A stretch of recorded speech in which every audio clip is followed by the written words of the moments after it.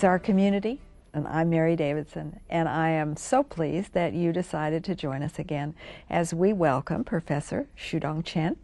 He is Professor of Humanities here at Johnson County Community College, and we are going to talk about China. China is an ever larger subject, not only to us in the United States, Professor Chen, but to the world. And I would like to quote, "China is already the third largest economy in the world, and it accounts for 7.5% of the total of the world's economic activity." That's a huge amount. And it's on track to pass Japan in 2010 and the United States as soon as 2020.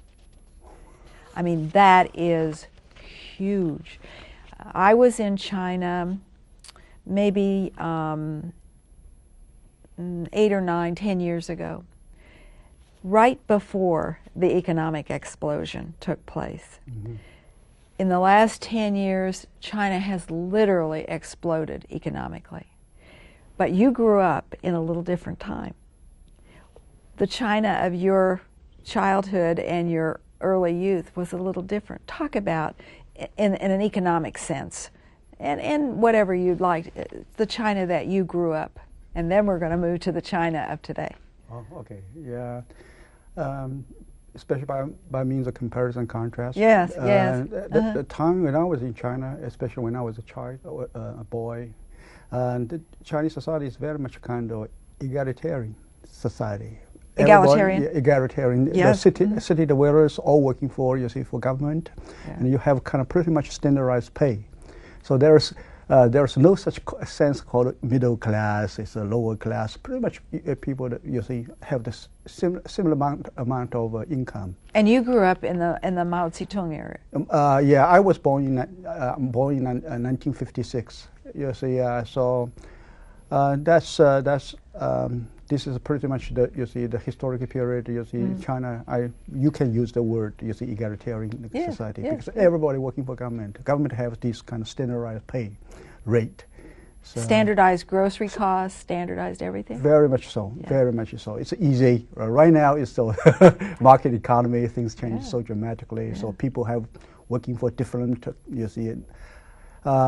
before the government is pretty much the universal employer. So right now you have different, you're working for American company, you see the Japanese company, or joint venture companies. So when you were a child, there was no middle class. If you really, it depends how you really define. If you really want to squeeze in the concept of middle class, you can always find somewhere. Pick out probably my family is very much solidly middle class. What did your father do? My father is actually he was accountant. Accountant for a while, working for government, and also turned out to be a lecturer. You see, teaching finance and business, something like that. Did your mother work? My mother was a teacher, Chinese teacher, teaching Chinese. So so we have very solid kind of steady kind of income. You see, pretty much kind of middle class. But in today's terms, you would have been middle class. I would say, yeah, I would say. Yeah. But so it depends how you use the concept of middle class. Okay, but well let's talk about that just a moment. If the salaries are standardized, food is, everybody knows just exactly what they're going to have. Healthcare as well? Healthcare, yeah. Especially working for government, you have universal coverage. You don't have to pay anything. So no co-payment at that time. You see, you just walked into the hospital. But that was universal. Universal for government employee. Well, if you weren't a government employee, what did you do? Then you have probably have some co-pay. You have to pay part of.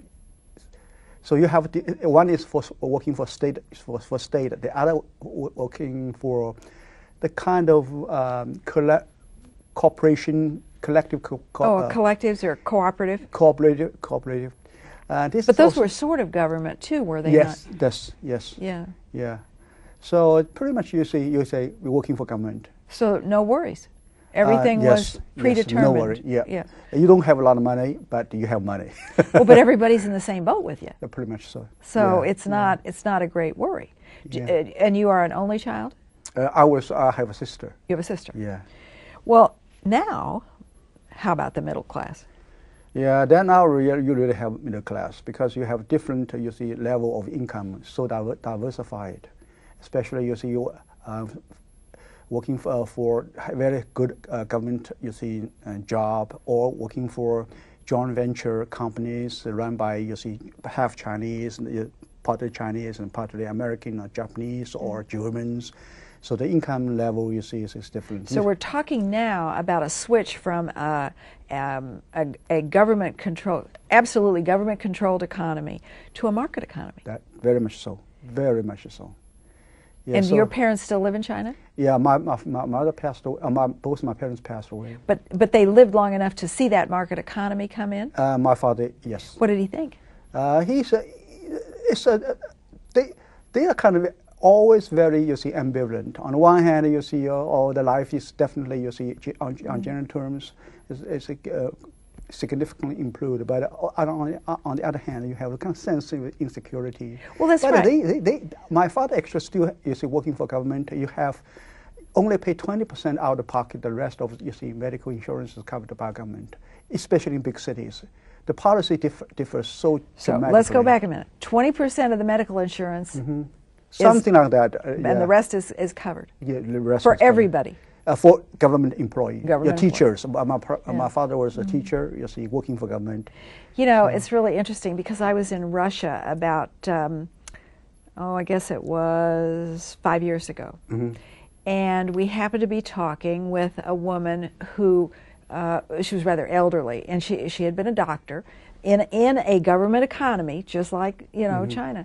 And she said, well, she said, she was says, I don't like it because I never know what the price of fish is going to be.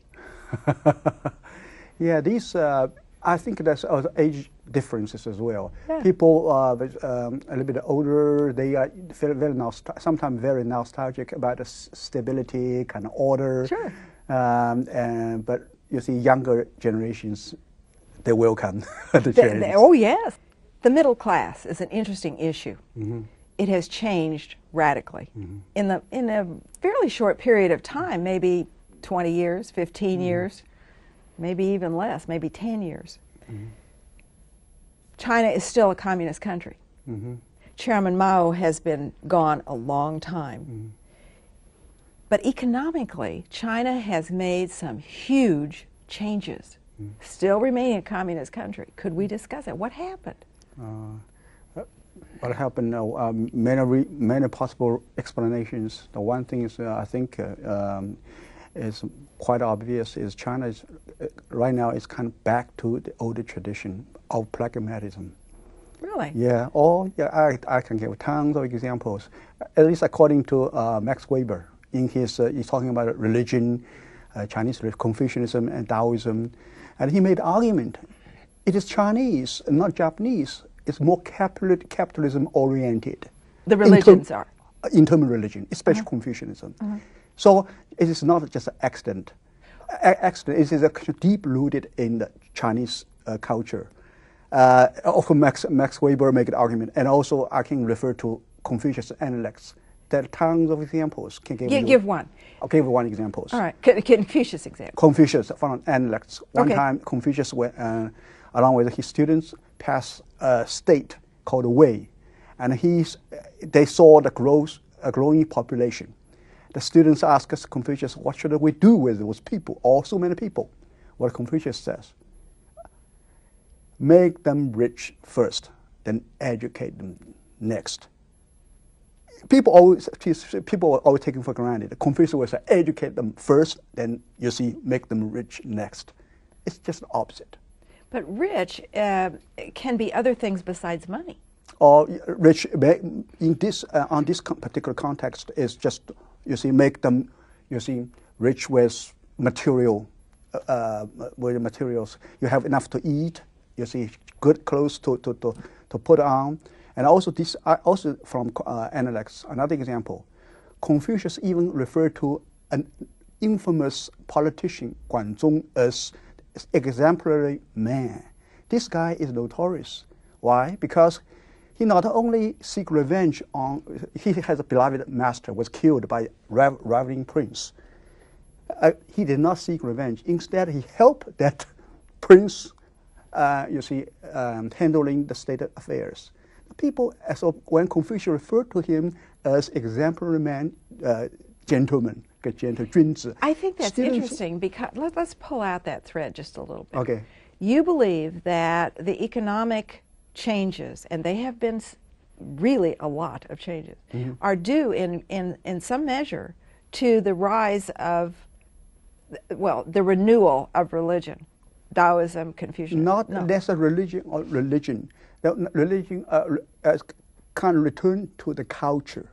The culture. Not necessarily you come back to Confucianism and Taoism. But that's part of the culture. That part of culture, which emphasize, if you really want to make people behave well, you have to make, I'll give you a famous quotation. You see, if you really want to make people know what is right or what's wrong, feed them first. If you want to let people really understand what is shameful, what is righteousness, show them first. This is a quotation from Guanzhong. This is why Confucius set this guy as an example. Then people protested. Why you refer to this guy as an example, as a good man? He said, without him, we still live in the life of savage. Do you understand what I'm saying? And I think that the point that I take from that is that we have to know all kinds and learn from each, that which makes us all more effective, more efficient as a country. Yes? I still quite. Well, we learn from good people as well as bad people. Oh yes, yes. Sorry. No, go ahead. Good people and bad people, it depends. On one occasion, it can be very bad, but on the other occasions, it could be very good. Yes. Some people will say, "Oh my God, you see, President Carter is not really good president. He's not efficient. He's not efficient when he was president." And after he left office, he became very, very good. Yes. You see, well, in life we wear many masks, you know, and sometimes they are one, and sometimes another. So I agree with that. But I somehow. The Industrial Revolution has come quickly to China. I mean, the factories are springing up all over. Companies are able to go in there, foreign companies, not just the United States companies, from all over the world, are doing business in China and with China. I mean, China, if nothing happens, remember China is going to surpass the United States very quickly as economic activity. I mean, it's huge. Yes, yes. People are driving cars in China. They all rode bicycles when I was there. That's right. I can tell you, by personal experience, every year, you see, I went back to China, I go back to China, I found that, you see, tremendous change beyond recognition. Yeah. Do you think the thinking of the leadership in China is becoming, it's changing? It's changed from Chairman Mao.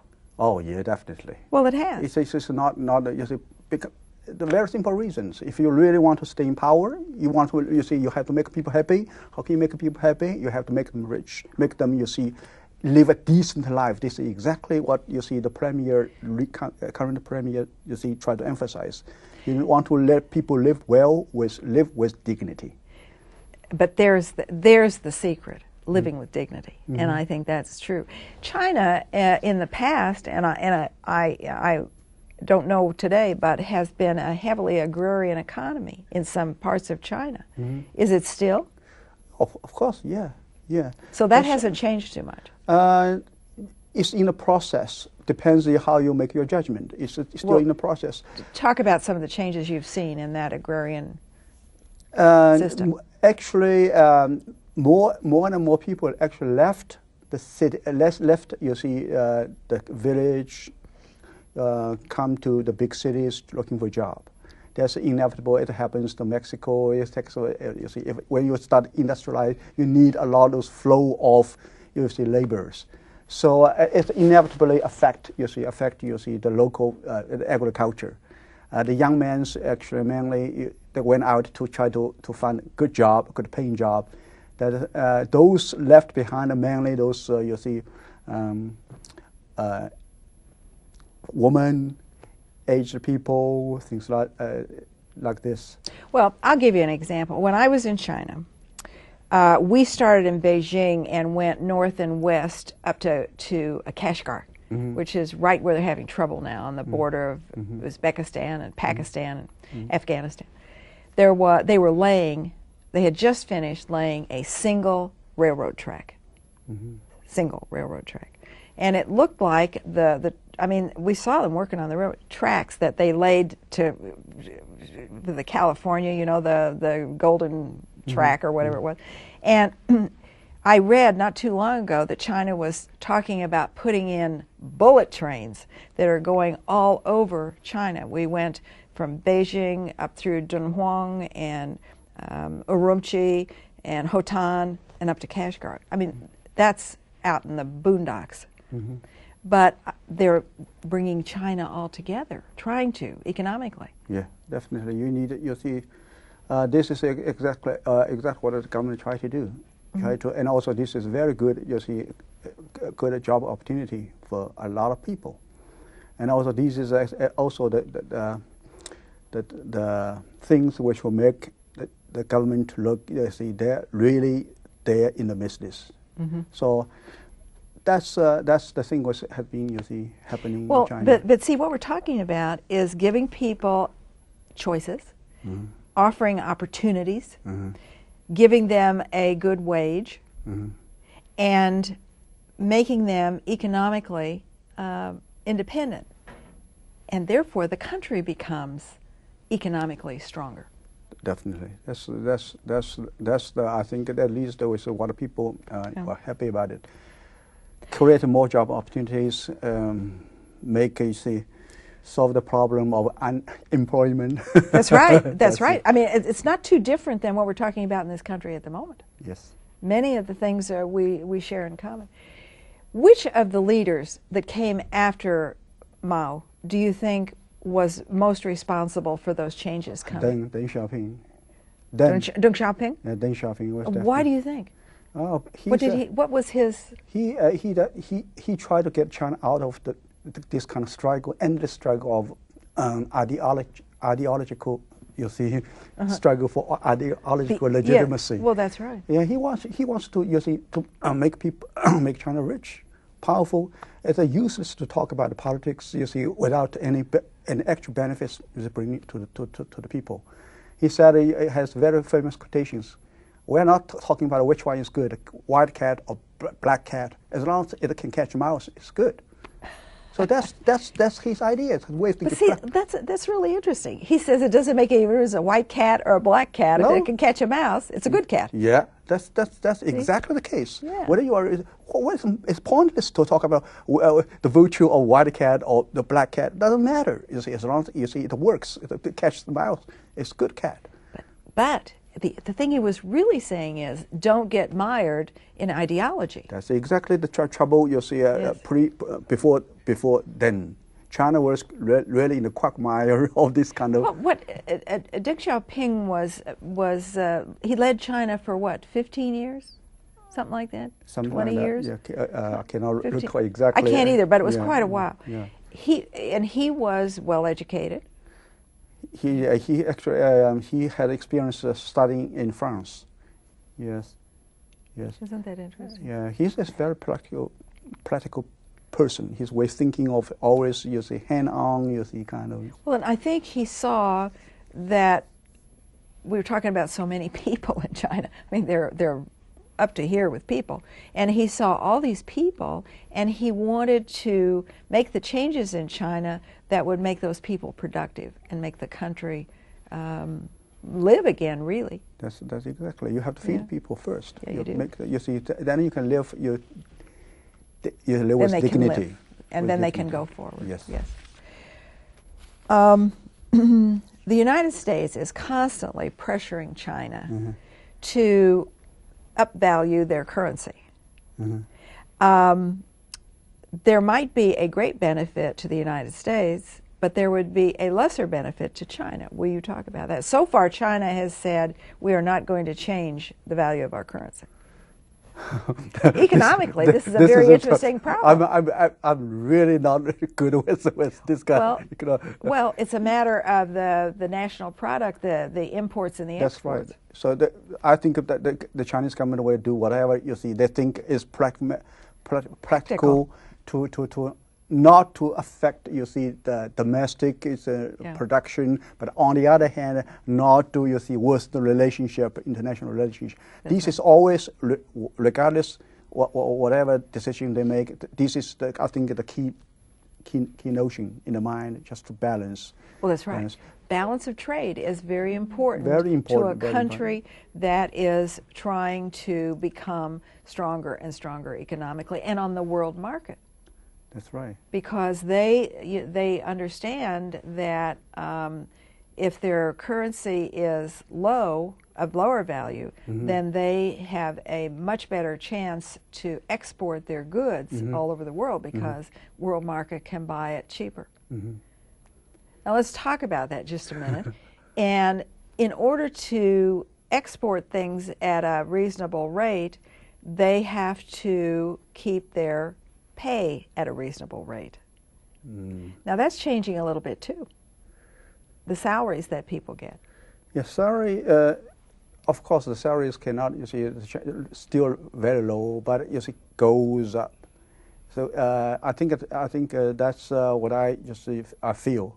At 10 years ago, 20 years ago, it's really minimum. But right now, it's really. What was a decent salary 20 years ago? Oh, decent salary 20 years ago, university professor $38, something like equivalent to $38 a month. A month, yes, but you don't have to pay. No, that's a university professor. Yeah, $38. You don't have to pay much. You don't pay much or at all for your apartment. Mainly, the cost for food. Now over here, you pay mainly not for food, for house, mortgage. But at that time, on the one hand, it's student loans. It's low, but on the other hand, but depends. The price is low. If the housing was cheap, was the housing 20 years ago government housing for the most part? Government housing product. You say you are waiting on you put on the waiting list. You say depends on seniority. So then you can they're waiting for your own apartment. Yeah. What is a decent salary today? That's hard to say. I really got confused. Well, now you have some friends in China. You go back every summer, so you know 5,000. $5,000 to 5,000. I think probably this decent. Doing the same thing, being a university professor? No. University professor. What do your friends do when you go back? What are their? My friends, some of teachers, university professors. Pure income may not necessarily that much. But they have, some kind of help people solve technical problems. They're consultants. Consulting, yeah. So actually, people do not talk quite a lot about how much they make. It's very much like over here. But before, everybody knows exactly how much you make. Hey, how much you make? $35. So, I'm $38. But see, it's no different here because the university professors here make some of them make a lot of money consulting. Yeah, that's right. That same thing happening in China. As long as you have the skill to sell, you have the market for your skill, it's good. It's good. What do you think that China's economic future looks like? Where is China going? What do you see as you go back?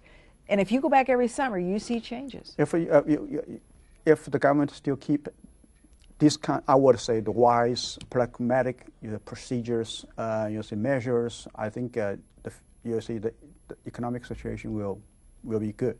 Future will be promising, and also depends on whether there's any troubles in the world or if oil. This all just depends. Yeah, depends. But really Professor depends. Chen, China is becoming the big dog in the room.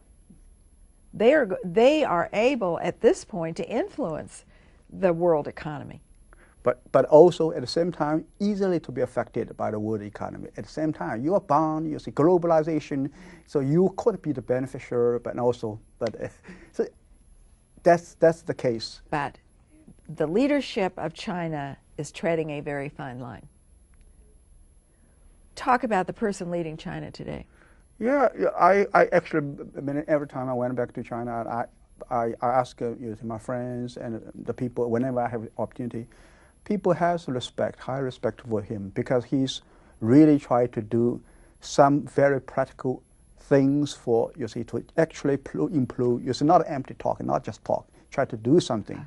Actually improve. A man of action. Yeah, I talked to taxi drivers. What do you think about the who? He said, oh yeah, we respect him. And what do you think about the Wen Jiabao, the premier? Oh, he's a good man. Try to to work harder to actually bring some changes to. So I think the leadership is not any longer mired in ideology. I would say so. Yep.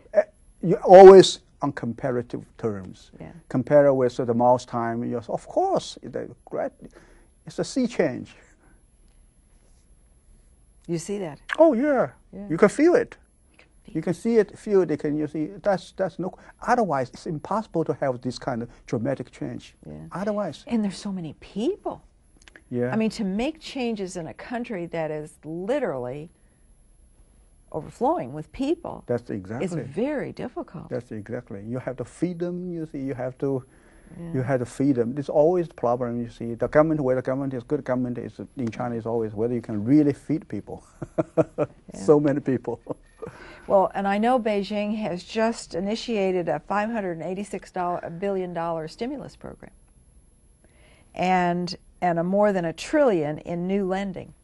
China is very active in the world market as far as lending money and buying and selling money. They have lent a lot of money to the United States. Mm-hmm. So that new lending has helped the Chinese economy overcome their drop. See, they have dropped in exports and strengthened its domestic market. So I think that going forward, China is poised to be if not the world leader, a world leader in the economic market. I think that's where they're headed, don't you? Yeah, that's the idea. Yeah, that's not also all depends on whether you have a peaceful, international environment.